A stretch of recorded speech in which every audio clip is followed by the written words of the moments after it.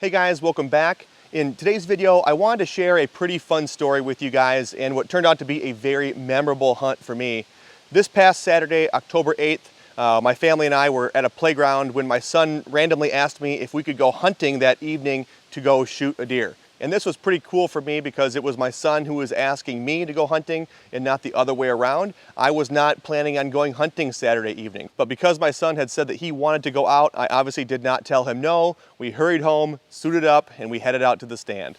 And as you can probably tell from the thumbnail of the video, we did have a successful hunt. We were able to take a very nice deer off of this property, and we're gonna show more of the footage from the recovery and the track towards the end of the video. But I did wanna talk about 3 reasons why the hunt was successful.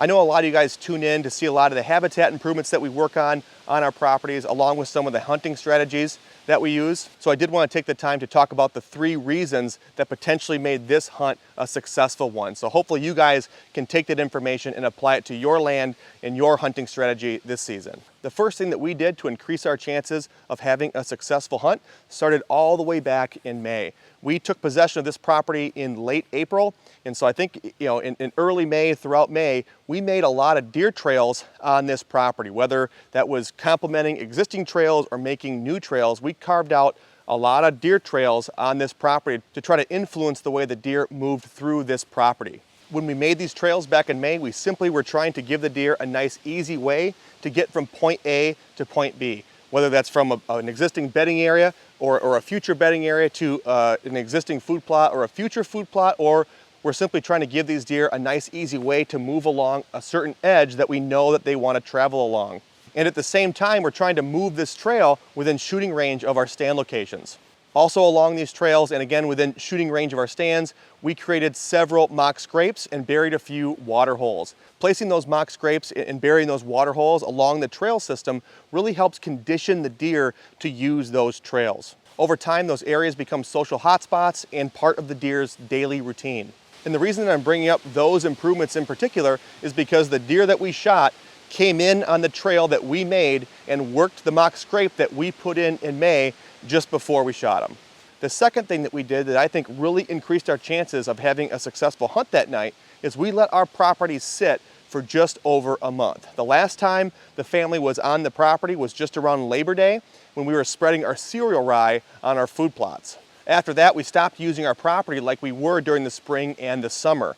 Up until Labor Day, there wasn't really an area on our property that was off limits. We would go anywhere. And this impacted the deer herd because there wasn't really an area on our property that they had all to themselves. But again, our activity changed around Labor Day when we gave the entire property back to the deer. And slowly but surely, we did start to notice an increase in deer activity as the deer from the surrounding area started to use our property more frequently.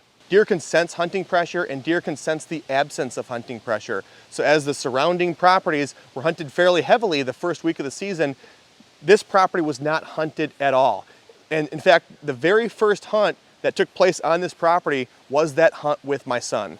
So by giving this property over a month to sit, the deer had a false sense of security, increasing our chances of having an opportunity when we went in for the first time. The third and final reason that I think increased our chances of having a successful hunt that night came down to our stand location.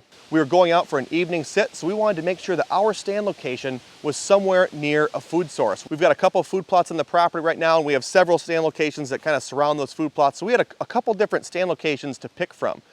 The wind direction that night in our area was coming from the northwest, so we wanted to make sure that our wind was blowing in a safe direction. And there was really only one stand location that could fit 2 hunters that was near a food source and also safe with a northwest wind. We're going to be hunting over one of the trails that we carved out back in May that leads from a bedding area to one of the food plots that we'd be watching from a distance.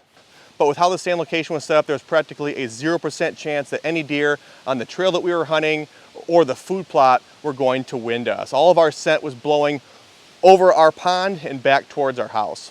And I know this isn't much, but I really do believe that those 3 things really helped increase our chances of having a successful hunt that night. But I'll stop talking so we can jump to the footage of our reaction just after we shot, along with the track and the recovery the following day. Okay, it's October 8th. This is actually the first hunt all year or ever. Our new property Blake and I decided he said he wanted to go hunting tonight, and it's a pretty good night. Cold front moving through. So we sat in a spot that we could see 2 food plots. We just wanted to see deer, basically. But we're also right on the edge of a pretty decent swamp system that runs north to south. And earlier this year, we made a mock scrape right next to the stand in the swamp. And I always thought there'd be maybe a deer coming into it, but checking it all year, never hit a buck coming into it. So it was kind of a bust. Anyways, we didn't see deer all night, and then Brooke texted us and said there's a deer by the apple tree. So we turned around, we watched the deer by the apple tree for a little bit, and then I thought I was hearing something towards that mock scrape, and I kept... Then we saw deer. Yeah, and then I kept hearing something, but there's a lot of birds flying around, like, oh, maybe it's a bird. But then all of a sudden I saw, like, something move. I go, oh, that's a deer. So I tapped Blake, I said, Blake, don't move. And then I saw antlers. I go, oh, it's a buck. But it could have been one of those. We have 2, like, little spikes running around. All of a sudden he steps out, and I'm like, wait a minute, that looks like it's a bigger deer. And it's not a giant deer, it's not a monster deer, but for this place, first sit, first year, you know, first time in the stand with my son, it was stepped out. He was just kind of browsing around, working that scrape, and then I just put it right behind the front shoulder and then let it go. You could see the luminoc hit. I think I hit close to where I was aiming. He was a little bit quartering too. I probably should have aimed a little closer to the front shoulder because of that, but you know, it looks like a pretty decent shot. Maybe, hopefully I got some lungs. But yeah, he kind of ran away, crashed away, but then I didn't hear him after that, and it's pretty thick in here. I feel like I should be able to hear him if he was going to keep running, so I hope he just dumped, but we're going to give it a little bit of time here, and then we're going to get down and maybe look at the arrow. Well, hopefully we got a buck down on our first sit. That'd be pretty cool. So we shot up really big buck, and we're waiting for it to be dead, but we think it's gonna stay way down. But we shot a big deer. Like what happened after we shot him? After we shot him, What'd the deer do? he went away. He ran away. Yep. And the end. Good job. Hey Blake, do you want to go track it? Yeah. When do you want to go see the arrow? Right now. All right, hold on. So I think he tore off Yeah. that way. All right. Like he got hit based on the video. He tore off like this way. Okay, So let's just start walking that way, buddy. Just need the first speck. oh, there's a trail. Yeah, he's probably going back that way. Here, I got you, sweetie. So mushy. Here, Charlie. Let's me and you go this way more.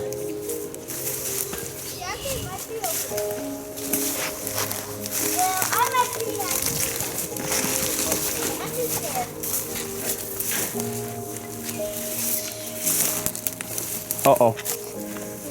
This way. Blake, come over here, buddy. Look at this way. Doesn't it kind of look like there's a trail right there? Yeah. Look, follow that trail, maybe. This way is not rocky.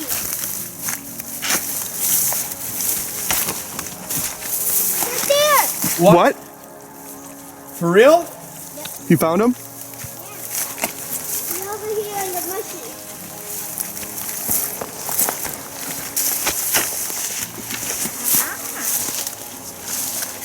Yeah, here's finally started to bleed. I'm gonna put you down right here, okay, Charlie?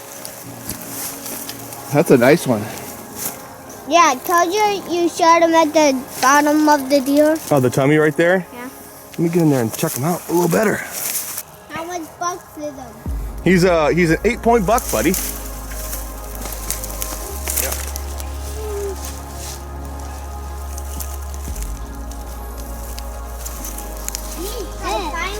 nice deer. Yeah, we got one, buddy. That's a really nice deer. You want to get your picture, Ryan? No. What? Oh, what, Charlie? And that's where I put the shot. Yeah, that's over. So really, in real life, He went 30 yards. you didn't go anywhere. Yep. What? Go touch him, Charlie. You can touch him. I know a shortcut back. You do? I don't want to touch him. Yeah, you're right. I don't want to touch him.